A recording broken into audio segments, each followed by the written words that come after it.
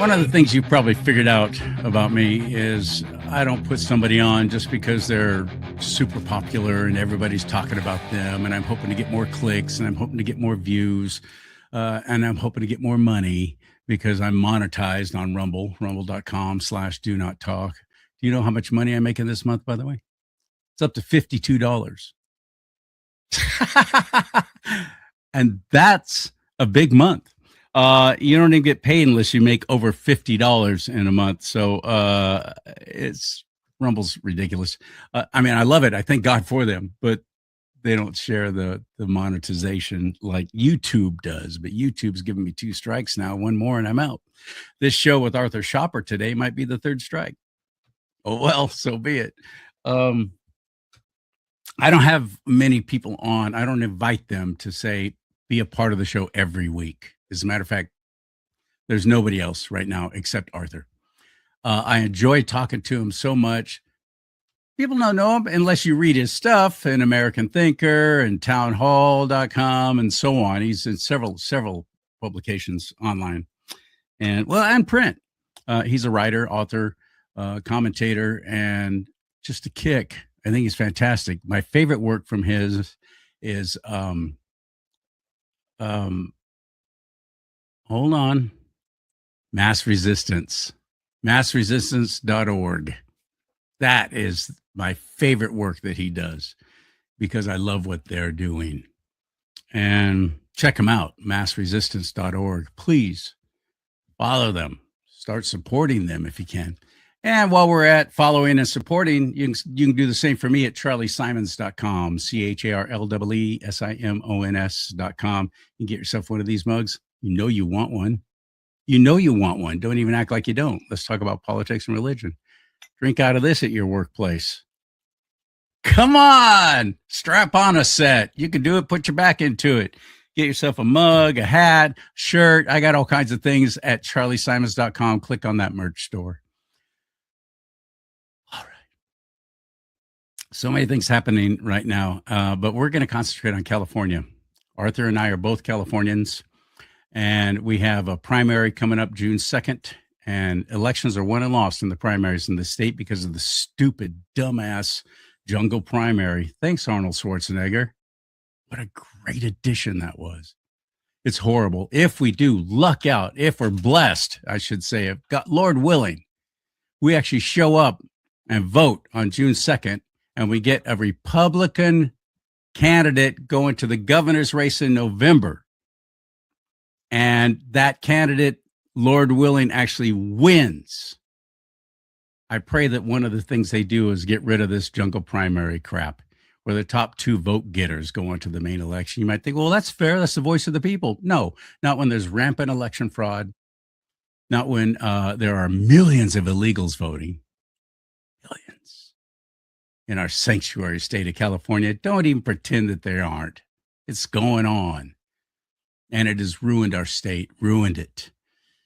That's what I'm going to be talking about with Arthur. And what's going on with Cesar Chavez? What the heck?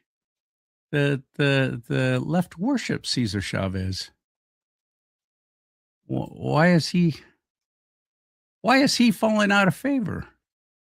What? We'll talk about that and more. Ready? Hit it.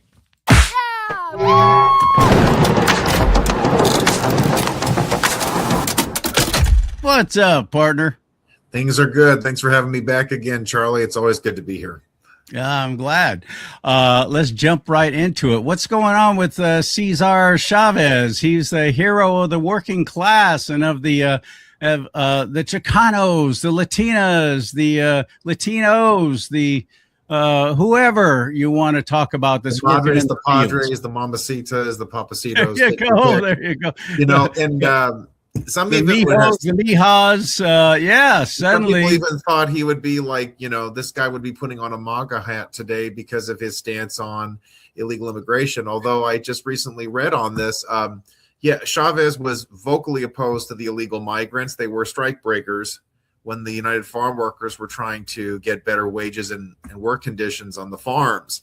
However, he did he started to cave a little bit and said he was open to some amnesty and giving help to some migrant workers. So there is that. But the bigger point is the conservatives love to promote this guy. And I admit it, I was up in Monterey County. We were going after the Board of Supervisors. This was in 2018, demanding that the board, there was the big movement against Senate Bill 54. That was the sanctuary state law. You had a number of county boards that were stating their opposition to it, or they were passing, contrary or, they wanted to push back on that sanctuary state law. So we were in Monterey County, and I went to one of the supervisors' offices and we protested and said, you need to take a stand against this horrid law. There was a bust of, the head of Cesar Chavez, right? And I put the MAGA hat right on it. I could probably find the photo for you. But, I fast forward to today, and all of these horrid allegations have come forward. And you know what? I get it. It's in the New York Times, but I read the article. I looked at what they said they did. They interviewed numerous people, 60 different individuals, disconnected, disparate within the farm workers movement, and they all confirmed all of these horrific child abuse allegations, sexual assault, sexual abuse, grooming, child molestation. Even in the Cesar Chavez archives, there's a letter from a 13-year-old that was written to Chavez, and it's extremely flowery, intimate, really creepy. One would think that if he had had any integrity, he would have told this girl to kind of back off and just be with your mom and your dad. I am going to accept these allegations as true. The left has never had a problem covering up for predators, perverts, and pedophiles. I'm not surprised. Oh, certainly not. Bill Clinton comes to mind. There you go. And so it's like for them to use him as an icon as much as they have is not surprising. Why do we see all this stuff coming out right now? I mean, one could certainly make the case it's that Cesar Chavez had this longstanding standard against illegal immigration, and President Trump has been a chief enforcer fighting against this culture of allowing open borders, allowing illegals into the country, and not enforcing our immigration laws. So I think that's one of the key elements to it. But you know what? I think there's a bigger, wake-up call for the conservative movement in general. We have this tendency. We think that we're owning the libs. If we find some liberal icon or some SJW or some other left-wing activist and say, look, he had this conservative view, so he's awesome, so we should promote this guy. And I don't think that's actually a good idea. We need to stop doing that. I mean, people love to go around about Martin Luther King Jr. was a Republican. So what? He was at communist rallies. They have affirmed this stuff. Frequent serial philanderer, sexual perversion of all kinds, cheated on his wife. He was not a Christian. There's a guy named Chad Jackson who has an Instagram account. He has done a fantastic job exposing the complete fraudulent hagiography of Martin Luther King Jr. So here they are. They're pulling the strings on Cesar Chavez.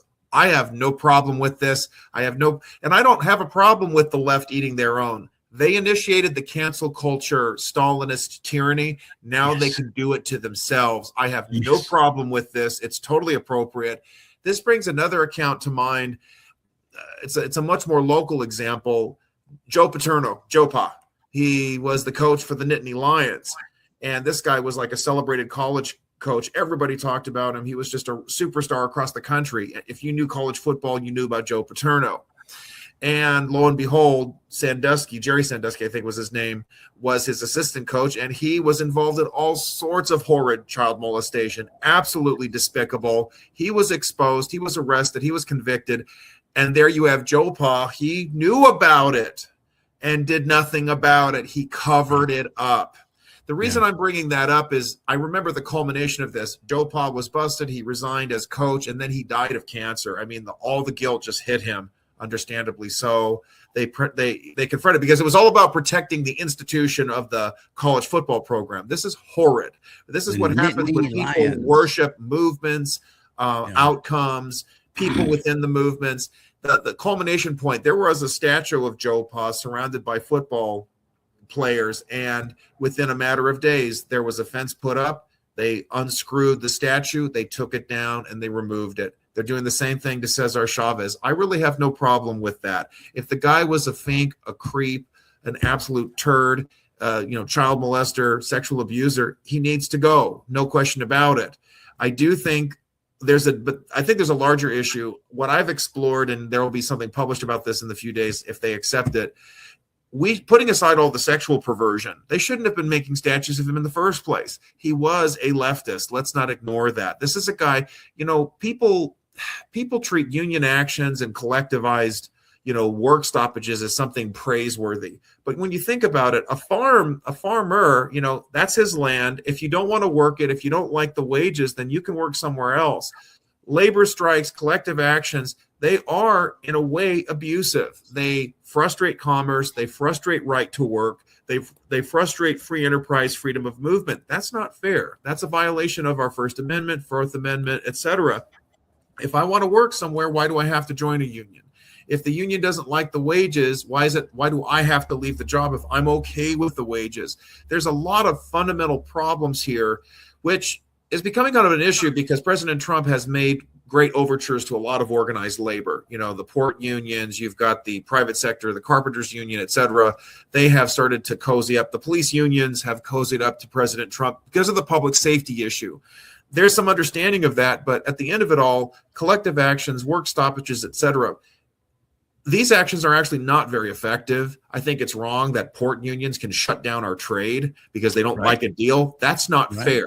That's what about my property rights? What about my rights to buy something? That is wrong. They've even studied this. This is me getting very academic here. William Hutt, he wrote a book, The Theory of Collective Bargaining. It's pretty academic, but it's a profound point, which is he studied all these different he called them combinations. He was born in the United Kingdom. He worked in South Africa, and he studied collective bargaining. He studied union and labor efforts, and what he found is they're not actually very effective. There is work. Anybody can find a job at a decent wage if they're willing to look for it, work for it, shift for it, train for it. It's not right to prevent any segment of the population from seeking a job. And that's what you have with Cesar Chavez. This is not something we should be celebrating. Again, I'm putting aside all the sexual perversion. Why are we celebrating a labor leader who was disrupting business, even if it was so-called peaceful, even if it was nonviolent? In a way, it actually is violent. You're not letting people work. You're telling people they can't work. This is a guy who also worked with he was Democrat operative, et cetera. That's a real problem. And here's the other thing, too. Okay, he was opposed to illegal immigration. Sure, but not because he cared about America. He was opposed to illegal immigration because it hurt the power of his union. And we have to look at not just what people are fighting for, but why. The why does matter. And we see that. And so to me, I have no problem with the statues being taken down. They should have never been built in the first place. I think it's ridiculous they created holidays for the guy. This is silly. President Obama issued an order. There wasn't any act of Congress to recognize Cesar Chavez Day either. He was not somebody worth celebrating even before all of this perversion came to light. So now I do believe, and I think there is merit to the suspicion that Democrats, the left, they wanted to pull the plug on this guy because of his opposition to illegal immigration. That was always a thorn in their side. So all of this Me Too stuff coming forward gives them an easy pass to pull the plug on it. Fine. So, but that is the bottom line. I am absolutely with you. I think that is the main reason why the left is supposedly suddenly turning against their hero. And this is a story from USA First reporting. Crisis mode. Democrats react to disturbing accusations. Yeah. A political firestorm erupting. Once revered figure, long celebrated for organizing farm workers and advancing union power in agriculture. Let's see, what else did I want to get to? Oh, yeah, here we go. The backlash was swift. Ben Ray Lujan, a Democrat, publicly condemned the accusations in blunt terms. The allegations against Cesar Chavez are horrific. Abuse of any kind, especially against children, is indefensible and a betrayal of the values that Latino leaders have championed for generations. There is no excuse, he wrote on social media. That's a Democrat doing that. Why all of a sudden? And the hypocrisy is rife, and I hope someone on the left will point this out. Why hasn't Bill Clinton been ostracized? I mean, you've got all the Jeffrey Epstein stuff. You have the horrific photos. You have the very illicit and disturbing pictures of him with young women, let's put it mildly, if they are mature, if they're adults at all. This is horrific in itself. The New York Post did an editorial on this on creepy Bill Clinton how many years ago. And yeah, sure, Bill Clinton, he sounded like a Republican, sounded like Trump in the mid 1990s. But if the conduct is this atrocious and abhorrent, then he needs to go. We shouldn't be allowing these people now. And look, you can't, if men have done good, the good still stays, even if the man is bad. They're real selective on their outrage, aren't they? But the only reason why they're outraging against, why they're so outraged against Cesar Chavez is because it has come out more and more. We on the right are going like, wait a minute, this guy was anti-illegal immigration. Yeah. What do you think about that? They don't want to answer that. They don't want to address that. So just like Martin Luther King, who was all about, can't we all just get along and live together regardless of color, based on content of character instead of the color of your skin? That's all fantastic stuff. Well, BLM comes along, Black Lives Matter, and only Black lives. And anybody who dared to say all lives matter, you were ostracized, shut up, shut down, including me. I was so attacked just because I dared to say that on the air. It's so hypocritical and ridiculous, these people. Yes. They're selective outrage. So screw them. I want them out. I want the Democrat Party to just frickin' go away. Either restructure, calibrate, recalibrate, get smarter, and stop catering to a fringe minority on the left, or get out. You don't have any position here. You don't have any say in the running of our government. I want you gone. I want the Democrat Party to just frickin' go away, is what I want.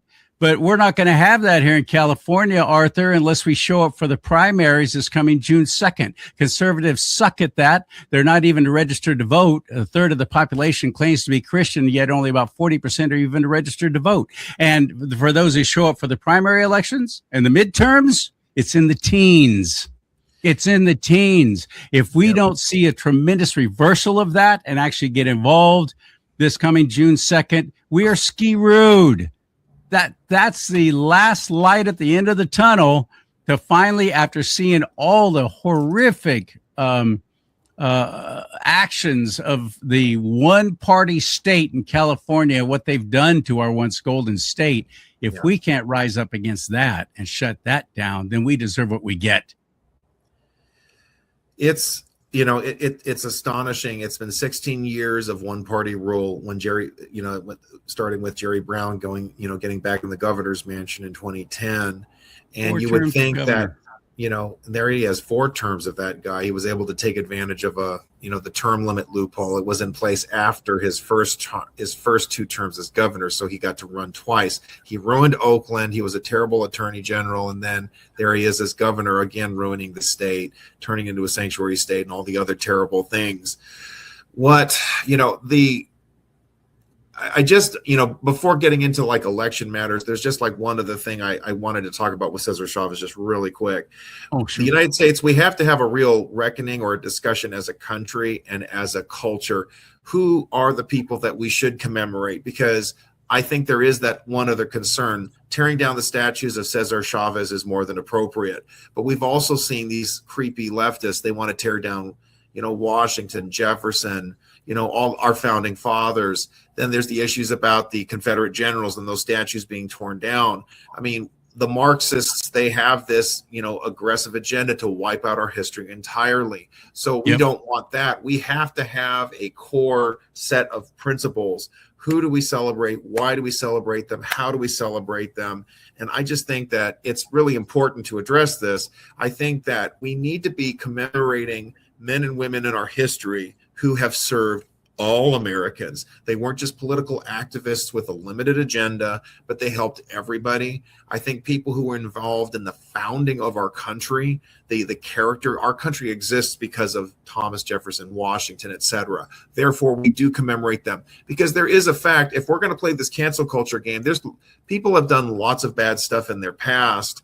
And are we going to pull this? Do we pull all the statues down? Do we have no commemoration for anybody? I think that's a very bad thing, because we want to have leaders. We want to have founders. We want to have statesmen that we can look up to. Winston Churchill, I mean, the guy was, he would stay in bed till 10 o'clock in the morning, and he drank a lot and he smoked a lot and he had said nasty things about certain ethnic groups. Are we going to pull down the entire UK history? Are we going to turn World War II into a bad thing? No, absolutely not. But it's like, well, they have actually in England. They have, to their shame, but we should not. We should, and thank God for Trump restoring Winston Churchill's bust in the White House. That's really key. And it's about what Churchill did. His leadership served the country. It served the world, defeating the fascists, defeating Nazi Germany, defeating fascist Italy, defeating these vile global evil movements that served us. We want to recognize service. Cesar Chavez, okay, he helped some farm workers. I mean, again, putting aside the perversion allegations, who did he really help? Who did he really serve? It was a political entity, a political group, and politicians propped the guy up so they could score points with the farm workers unions and the other unions. It's not about us as Americans. And that's something that I really want to confront. We've got to restore a clear set of standards about whom do we remark, uphold, and celebrate, and why some of these statues do need to be turned down, because a lot of it's political posturing. So there's that. I wanted to get that thought out. So thank you so much. Let me switch gears now to what you're talking about with elections. I think we've got a lot of opportunity here. I know there was another special election in Florida, in Mar-a-Lago. It was a red area and then a blue. A Democrat just won the Florida state house seat. It was a very close election. I'm at a point where I don't think we can look at these local elections as harbingers for what's going to happen in the midterms, whether in the primary or the general. The reason is they're all over the map. Republicans won by double digits above Trump, above the general election in Virginia. 3 seats, I think, flipped red.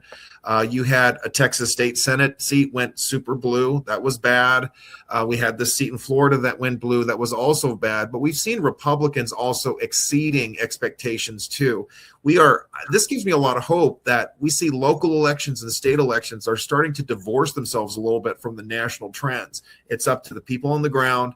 Are they putting in the effort? Are they running good candidates? Are they campaigning effectively? Are they using their money wisely? It's back to you as a voter. It's up to you. It's up to the state party, the local apparatus to get their candidates across the ground. They can't just ride on Trump, and they can't ride on anti-Trump. They just have to get there and show up. And that's true even here in California. I'm happy, I'm glad that Trump hasn't endorsed anybody for the governor's race. I think that would be a very bad move. I like the idea of 2 Republicans. We have more recent polling that shows that it's Bianco and Hilton going into the top 2. This is a huge win for us. 16 years of nonstop Democrat rule, and voters are chomping at the bit, chafing under the restraints and the oppression and the persecution and the incompetence that has defined California governance. I have more hope. I think it's more than pie in the sky. And now there was supposed to be a debate among the top 7 candidates at USC. I went to that debate in 2018. I was there in the audience. I recorded it when Travis Howland, John Cox, you had Villaraigosa, Newsom, and the rest. They were also there.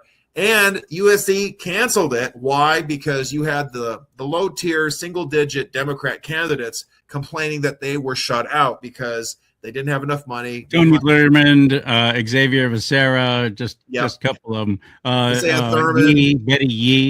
Betty Yee, and they're all claiming, and they all play the race card. They're like, well, we're the people of color, and only the white candidates, Democrat and Republican, are advancing to the debate. This is not fair. This is racist. The state legislature threatened USC over this, and then USC said, fine, we'll just pull the plug on it. Tom Steyer, the billionaire, the billionaire climate freak who has just jumped in, is going to spend a lot of his, waste a lot of his money running because, he doesn't really have a chance. Just look at his presidential bid that crashed and burned in 2020. He wanted to sponsor another debate, but then there was more arguments among all of these lower tier candidates, whether they're statewide office or they've been congressmen or whatever. There was so much frustration that he had to give up the project. This to me gives me even more hope. It shows how divided, distracted, and disparate the Democrats are in California. They can't. You know what I think the real reason is? Arthur? They don't want anybody hearing from all the candidates for Democrat. There's only two top ones on the Republican side, but on the other side, it's only supposed to be the top, certain amount of that you're in the polling. You have to hit a certain amount to even be part of the board of, and that's how it is with all these debates, because otherwise there's 200 people on stage. Correct. So they could comply. They could just say, okay, we'll invite those other four who are claiming it's all a racial thing. We'll let them be a part of it too. But the Democrat Party, the last thing they want is further splintering of this governor's race for them. There you go. They don't want you hearing from these other people because it will just split the vote up even more, won't it? They're scared to death.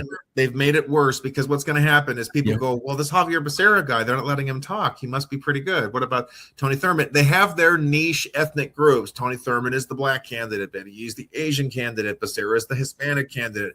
Villaraigosa, the wannabe moderate Democrat candidate. They've all cut up their special slices of the whole Democrat intersectionality pie, and they're going to just pull those interests apart even more. This is a very good thing for us. I agree. I mean, the only thing is kind of a downer, with Chad Bianco, as everybody knows, I support him. He hasn't been going to these other debates.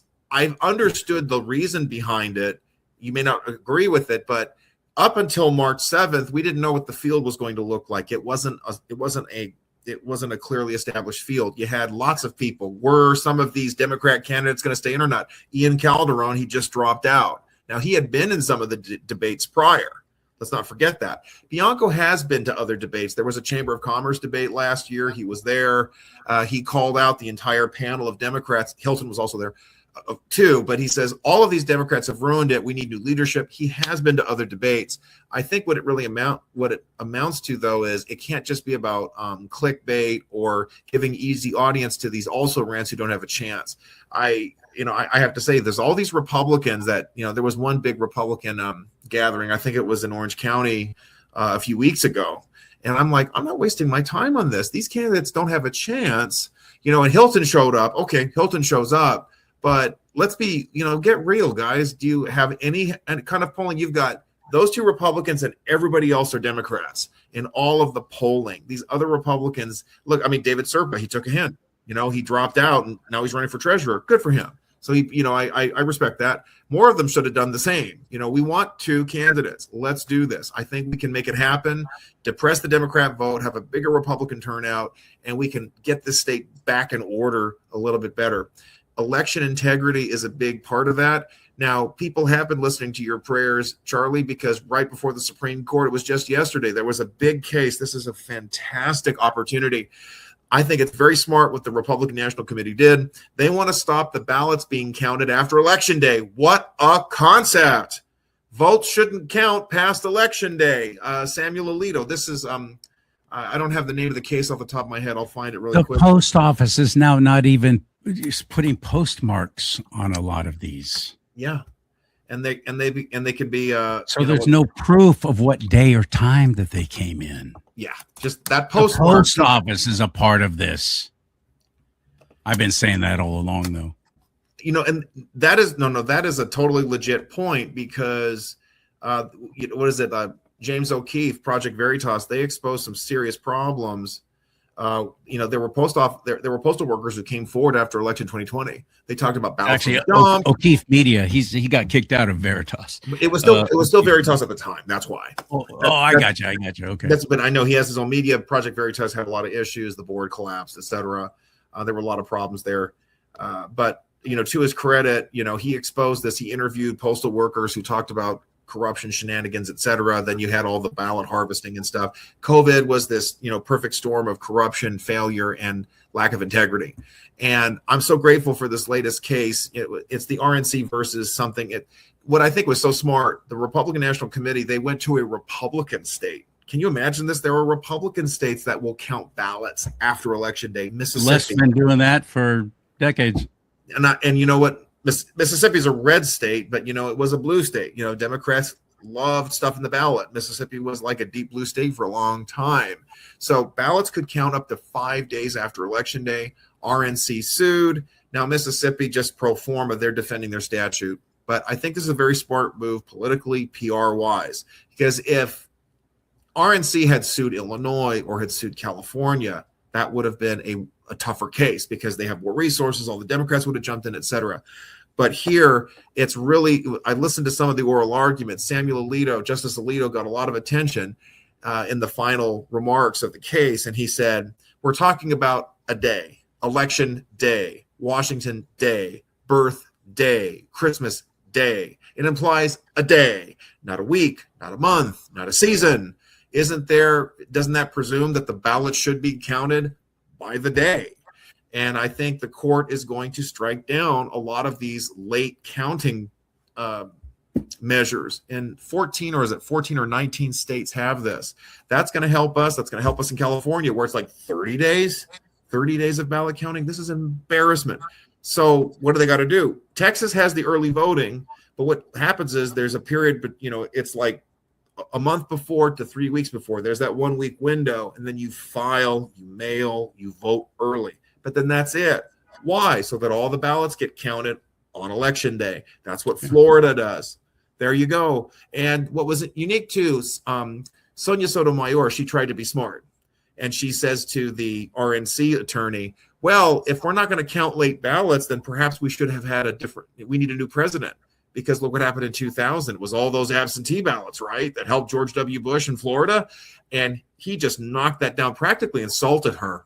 In 2000, what do you mean? So what happens, like Florida, Bush won by like 535 votes, right? Oh, in 2000, got it, right. Because of the military having to go to the Supreme Court, right? Yeah. So she was trying to make the case, well, if we're not going to count absentee ballots, then maybe George W. Bush shouldn't have won, right? And the RNC attorney just shut her down and said that is a red herring. Wow, practically insulted her. With all due respect, slapped her across the face that she would even bring up such an argument. What happened in Florida was that their laws violated federal law. They did not permit a proper early voting period for military. So they had to extend the period for that. It was a consent decree to fix the problem that one time. That was a brilliant argument. These arguments are important because then people are going to start saying, well, if you don't have absentee, what about the military? What about the disabled? Whatever. The answer is they get the ballots early. And then they vote early so that they can vote from, overseas. That's the solution. We get rid of that, we're going to be in really good shape here. The RNC. And by the way, for anyone who's confused, vote by mail is different from absentee ballots. Vote by mail is different from absentee ballots. Absentee ballots, that's a constitutional thing. Vote by mail, not. I'm not afraid to admit this. Explain how you differentiate them, because I want to make sure I understand. Absentee ballot goes to the very people that you just described. They've asked in advance, I'm going to be serving overseas, or I'm in a care home. I can't leave. I need to be able to vote early. That's very different from the vote by mail thing that California is blanketing out to everybody now. And in some households, 5-6 ballots to one house, one person. Yep. It's very, very different. A lot of people think, well, you're going to be cutting out these absentee. No, they're still there. And it's always been in place. And these folks who take advantage of it know about it. It's there. It's this is all about a vote by mail thing. There are two celebrated examples I always talk about. I got 2 ballots in the mail in election 2016. No joke. I got 2. I called the registrar. I called the county party about it. They didn't do anything, but I said, I got 2 ballots. I did rip it up. I didn't go twice. I can assure everybody. Then there was San Pedro, California. You can look this up. There was one apartment that received 80 ballots, 80. I am not kidding you. And the registrar of voters, Dean Logan here in LA County, said, oh, it's a clerical error. Oh, it's a mistake. How is it possible that 80 names would be registered to one apartment? Give me a break. This is an outrage. I mean, you had Judicial Watch. They sued LA County, and there was a consent decree to clean up the voter rolls. I think you've talked about this. Then they end up putting them right back as soon as Judicial Watch turns away, because you have to have the structure in place to keep cleaning them. My dad, who has now passed away, but even when he was still alive, he moved from Lomita, California to Oregon. I ran for state assembly. I got the voter data for the district I live in. My dad was still on the voter rolls. He's alive. And I can guarantee in that apartment in Lomita, it was a condo. I'm sure that he got a ballot mailed to his house. I've no doubt about it. So this is a serious problem. All of this stuff has to be pulled apart. And I think I like the point is this issue about absentee. The voter requests it. That's the point you're making, right? They request it. I love what Poland. This is talk about election reforms. You not only can you have to request it, but you personally have to go to the registrar, show your ID, and then they give you the ballot. You have to go in person. You don't because it's important. There you go. And those you better have some skin in the game. You know, you should not be there. You know, because this is like this gets into like philosophical or theoretical issues. Everybody keeps talking about votes. But what is this really about? It's about we have a population of citizens who are registering a choice. That's what this is really about. We're confusing it. A vote is supposed to just represent the choice of a citizen. The focus needs to be on the citizen. As much as possible, the citizen needs to be present and make the case. I think the term is used chain of custody. That must be as strong as possible because this isn't about paper being counted. This is about the will of a citizenry being recognized. That's what this is about. I mean, in a perfect world, individuals would be able to show up in person and say, I'm voting for this person. I'm choosing that one. But the best system that we have is you go into a booth and you cast a ballot for somebody, or you mark a box, or you choose a party. But the idea is it's about a person, and we're divorcing that. We're making it about how much paper does the person collect? How many bubbles are filled in for the person? That's not what it's about. It's about the person. But of course, the Democrats want it this way. Stuff the ballot, have the illegals vote, have the dead people vote. They don't want to true the vote. They want to false the vote. And I got to give the RNC credit. They are filing multiple strategic, effective lawsuits to put an end to the cheating across the country. Oh, thank Good God. deal. Excellent. There was another case out of Illinois. It was a congressman who was challenging, I think it's similar to this, ballots being counted after Election Day. His case was allowed to proceed. So that's moving forward. I know the Election Integrity Project, they've been invested in lawsuits even here in California. It looks like their wishes are starting to come true as well. This is important. And I think Elon Musk, his taking over X, his promoting this problem of voter ID. Why would you not want to have people choose proof? There we go again. It's not about the piece of paper. It's about a person. I'm this person. I'm a citizen. Here's who I am. I get to vote. I can remember I was at UC Irvine my freshman year. This was in 2000, or it was 2001. So we're talking like 25 years ago. And I wanted to vote. Now, I'm an LA County resident. I'm registered to vote in LA County, even though I was at Orange County in Irvine. I was not really paying attention to this stuff. In those days, we're talking like 20 years ago, I go to a center and I want to vote, right? And they had a list of names and they looked it over and they said, you're not listed. You can't vote. 25 years ago, we had a pretty integrated system. 25 years ago, you had to live there. I went to a registrar's office in Orange County. I wanted to vote. I think it was the election 2000. Oh man. And they said, and I went to a voting booth and I said, I want to vote. What do I do? And they said, you're going to have to go to Cerritos. You have to go to LA County. Imagine that. Now they've changed all the rules. I can vote wherever I want, whenever I want. And now, as many times as I want. I mean, this is how awful it's gotten. But I mean, even California, and look what happened. 2000, 2001, California was in a much better place. Republicans had a chance, and we had a Republican governor. We had another Republican governor, and 2 years later, I mean, Schwarzenegger wasn't great, but he was certainly better than what we got now. But look at it. They changed the votes. They untrued the vote. They allowed it to open up, and look at the mess we're in. No, the correlation is really clear there. It's awful. All right. The bottom line is we got to get registered to vote, registeredtovote.ca.gov. I think May 9th is the cutoff to be able to vote in the primary election on June 2nd. I would suggest. Here's the thing, but actually it isn't. You can walk into a booth the same day and cast a provisional ballot. You're allowed to do that. In California, you can do that. This is a problem. That's a serious problem. It's You horrible. still have to be registered, though, don't you? But it's like, I mean, if they're not checking IDs, how do they even know if you're registered or not? there you go. That's the point. I can go, oh no, I forgot my ballot, and then you voted there, and then you vote in another place. I mean, what's to stop it? In California, I got to look this up if I'm missing something.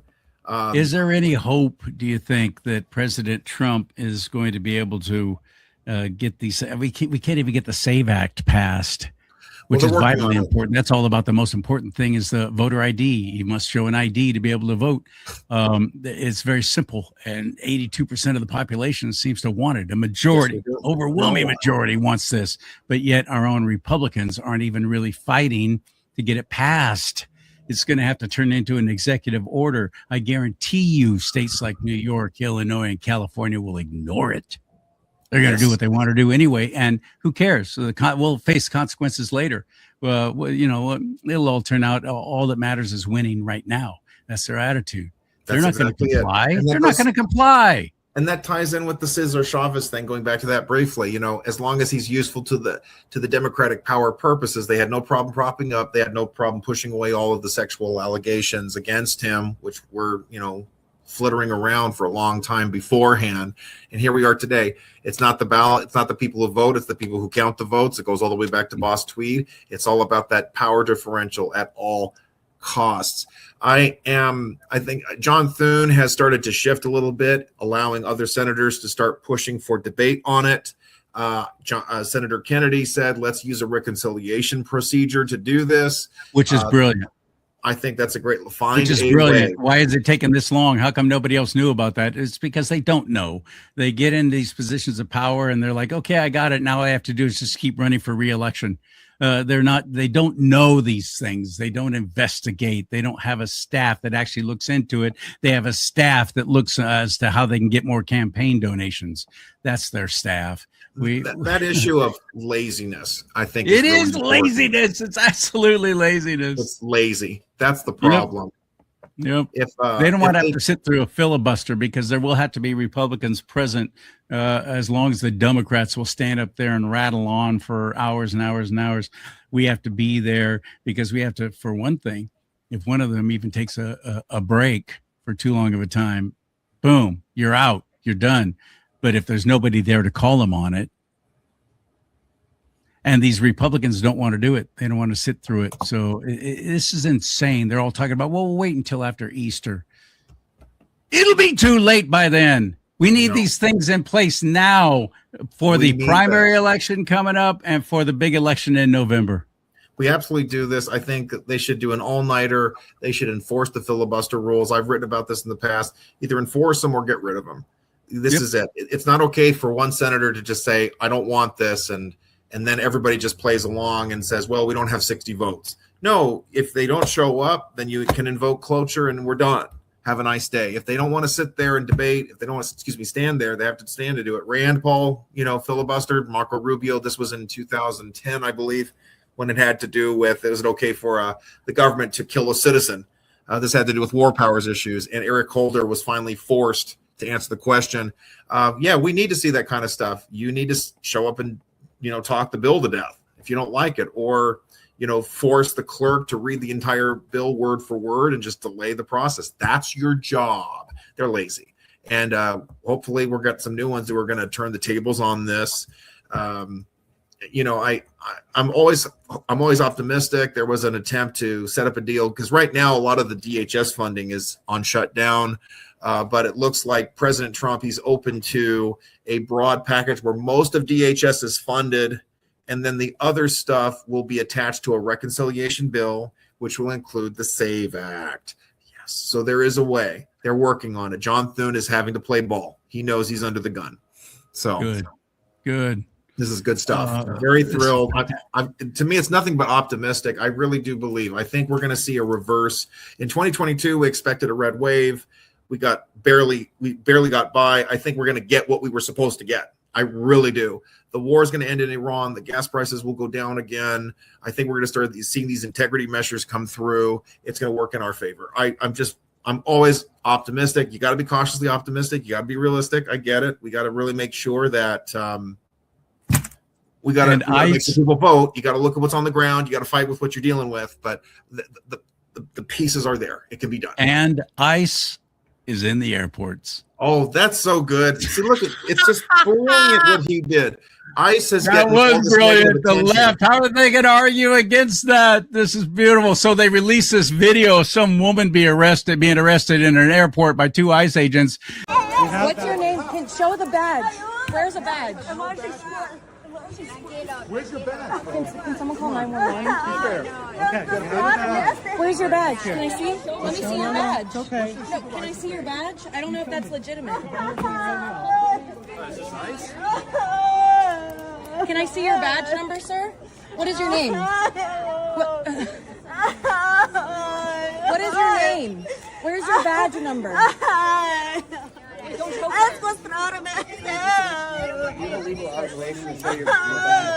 asking for your badge number, sir. What is your badge number?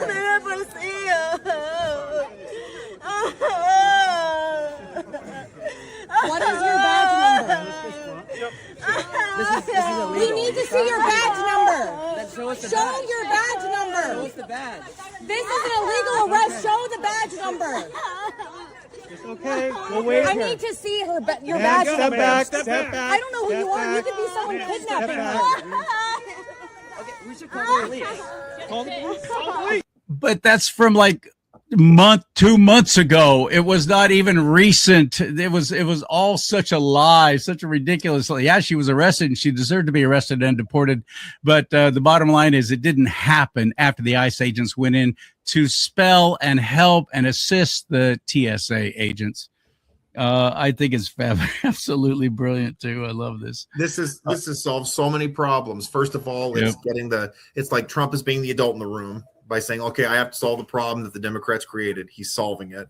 ICE gets a positive, PR glow after all the negatives. So everybody goes, thank you for ICE. ICE helped me to get home to my family on time. I didn't have to wait at the airport for 5 hours. And like you just said, they can still pick up illegals. A lot of them are flying in illegally. A lot of them can be deported just as quickly. This is perfect. And Democrats are going to lose this fight too. They are going to lose. And this is another reason to get, the argument for getting rid of the filibuster. It's like Democrats will not govern. They'll just be like children who want to tear everything down because they can't get anything. So they'll just tear everything down. Fine, we'll take away your toys and we'll just do majority rule if that's what we have to do. Fine. Like you said last week, they are trying to burn everything down just so they can rule over the ashes. That's it. That was a good analogy. Arthur Schaper, fantastic. I know we can find a lot of your writings and your work on your blog spot. It's aschaper1.blogspot.com. That's the letter A, Schaper, SCHAPER, and the number 1.blogspot.com. And your work with Mass Resistance. May God bless you for that. That's amazing. Massresistance.org. I appreciate you bringing that up every time. I can't thank you enough. We're really moving ahead on stuff. There's so much we're going to be talking about in the near future. It's very exciting. I'm looking forward to it. All right, partner. Talk to you soon. Thank you so much again, Charlie. Appreciate it. Absolutely. I love talking with him. He's a great guest, and it's so funny because I will tell my other podcasting friends, broadcasting friends about this guy. Oh, yeah. It sounds interesting, but they don't have him on. I don't know why. He's such a great guest, other than maybe because of massresistance.org, and they're afraid of talking about and talking against the homo mafia, which is one of the big things Mass Resistance does, fighting against the LGBTQ mafia and their tactics of doxing and destroying and ruining your business and boycotts and so on and so forth, all to get you to say, these people are okay, and give them, they don't want equality. They want special treatment is what they want. And I'm sorry, but I will always be the first to say homosexual activities is sinful. It goes against God. It goes against God's plan. It goes against the laws of nature, for heaven's sake. So no, I'm not going to do anything to support homosexuality, especially when my California Republican Party keeps going that way with their log cabin Republicans and trying to make them part of the charter and so on. In fact, I think they actually did. I don't know. I'll let you know. I'm going to the convention this year or this spring. So it's going to be in San Diego, and first, second weekend of April, second. So there you go. Come on, podcasters, strap on a set, get Arthur on your show, and just let him go. He's great. May God bless you and keep you. May God bless America, but most importantly, America bless God.